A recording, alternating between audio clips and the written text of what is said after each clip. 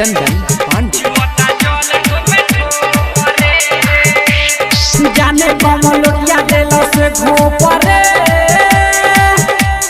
जाने कमलोटिया दिल से घोपरे, जुआता जल ठोपे ठोपरे, कहे कांवरिया लंबा ठोपरे, जुआता जल ठोपे ठोपरे,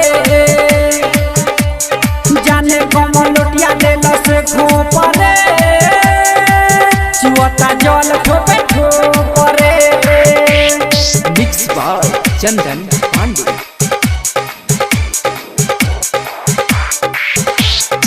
मिक्स बाय सोनू कुशवाहा, ठेका बाजार, मोतिहारी।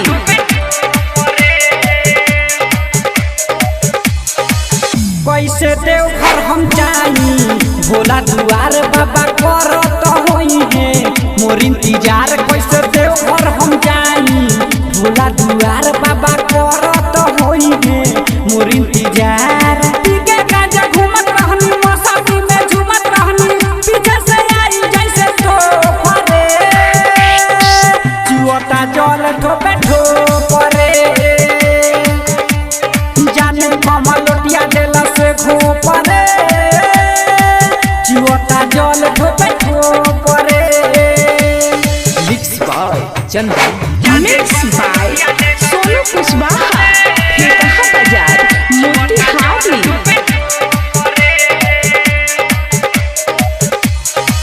मन में लागल रहे लालसा हमार, घूमे कैसे हम जाई सुइया पहाड़। मन में लागल रहे लालसा हमार, घूमे कैसे हम जाई सुइया पहाड़।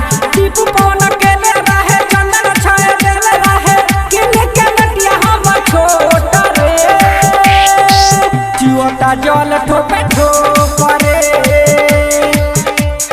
जाने कमलोटिया दिल से घोपरे, जुआता जल ठोपे ठोपरे, कहे कांवरिया लंबा ठोपरे, जुआता जल ठोपे ठोपरे,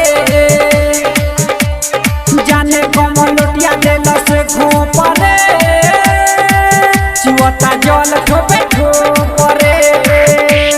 मिक्स बाय चंदन पांडे।